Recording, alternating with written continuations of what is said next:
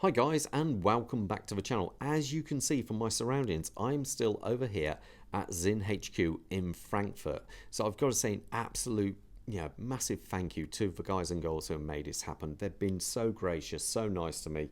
Can't thank them enough.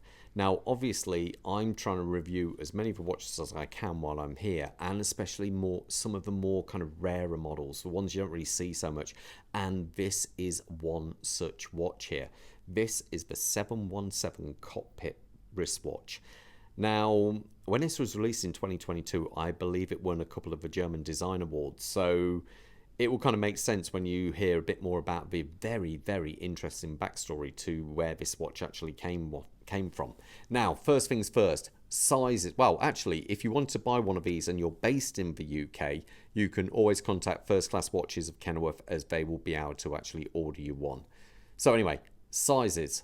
We are talking a case size of 44mm, though a bezel size of 45mm, a thickness of 15.2mm, but an incredibly short lug to lug length on here, which is 47, well, especially when you compare it to the overall dimensions.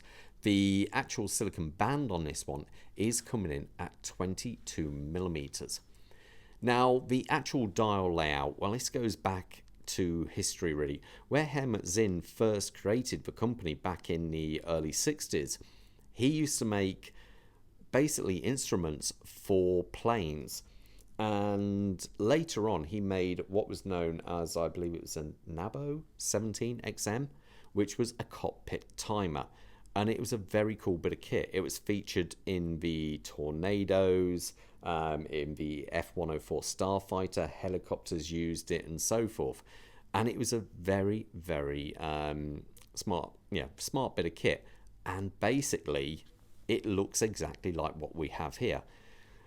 Now, one of these were once used in a Tornado, which sadly, the prototype Tornado, which went down actually on German soil. This was the 16th of April 1980. Unfortunately, both test pilots were killed at that time.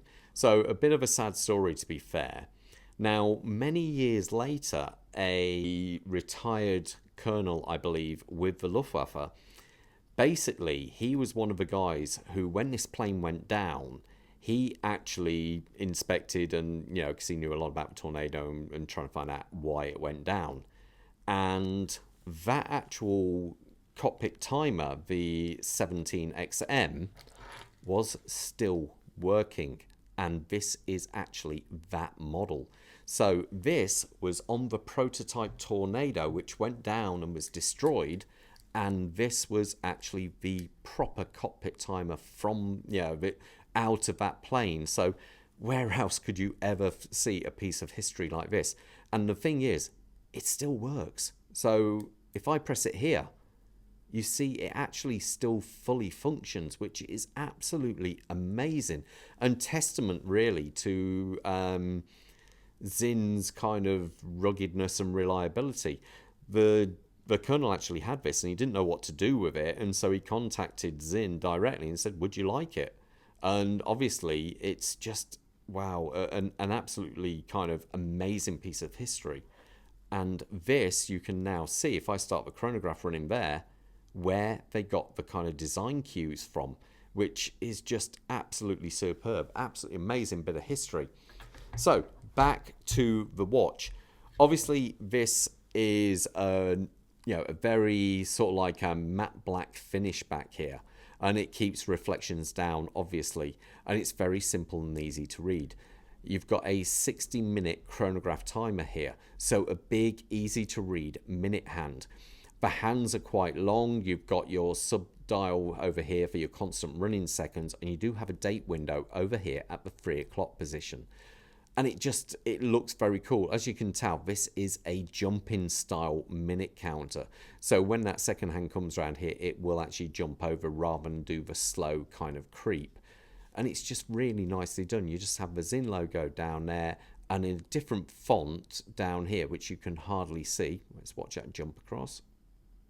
Boom, straight across there, is SZ01, and that's the movement used in this one.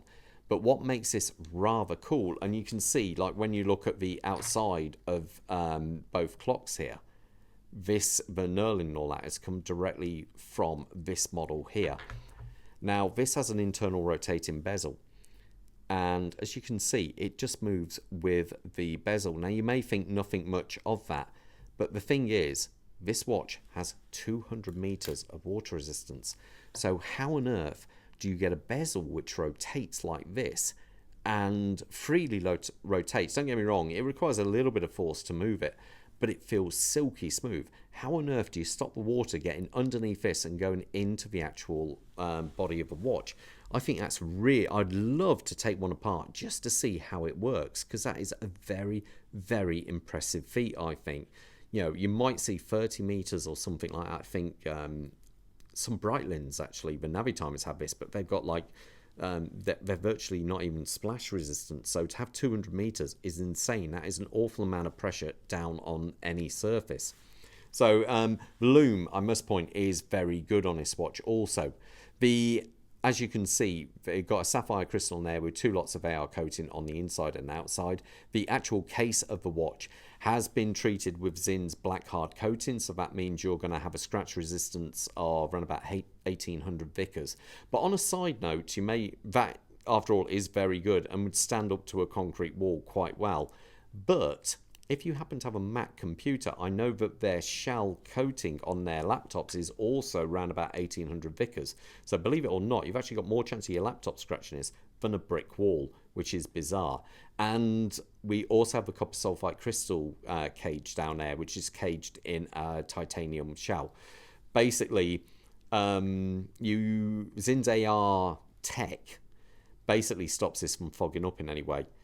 All watches have got a natural amount of moisture within the air within the watch. It's just one of those things. There is moisture in there. If you were to put an ice cube on top of this and leave it on there for like a minute, when you pull it, well, not on this one, if you did it on your own watch and then pulled the ice cube off, you would see condensation form.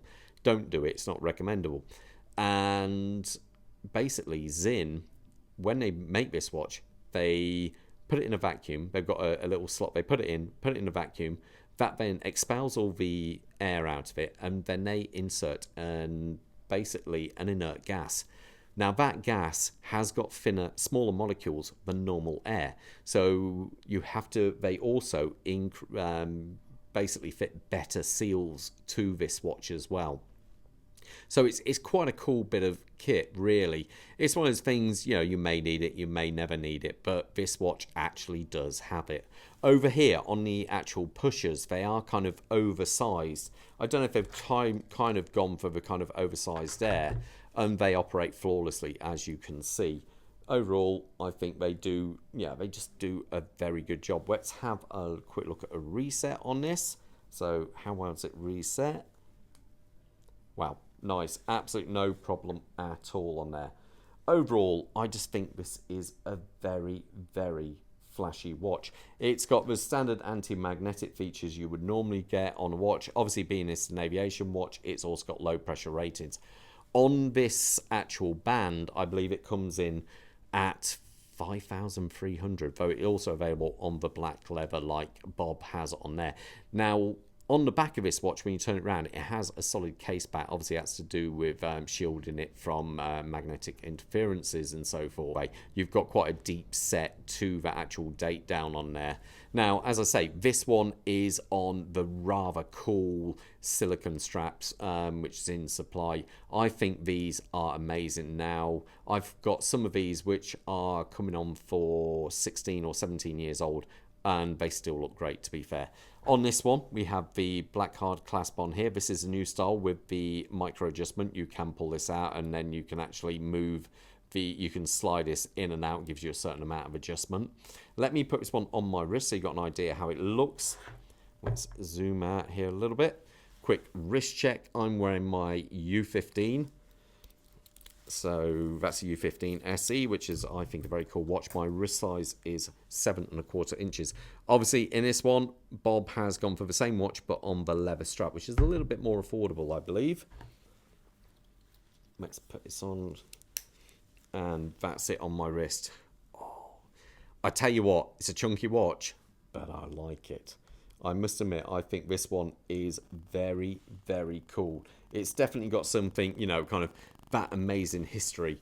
But to be fair, as much as I love the watch, my God, how cool is this?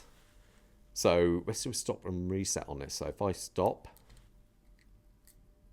when you think this went through a proper hardcore crash in a Tornado jet fighter, and it still works. That is to wind the watch, and like on the 717, you've got the full rotating bezel on this. Obviously, being this is the 17XM, the 717 makes perfect sense now. But isn't that just simply an amazing bit of Sinn history? I think that is so cool. Even the pilot who, the colonel, retired colonel, is actually right behind me, is his old suit he used to wear in the Tornado plane. I just think this is an amazing bit of history, really. And without me being here, it's something I would never ever be able to show you guys. I think this is just superb. Anyway, guys, I'm going to leave you to it on that one, but most importantly, you all stay safe. Any questions, I'll try and get back to you, but honestly, it's getting harder and harder these days. So all the best, stay safe. Bye.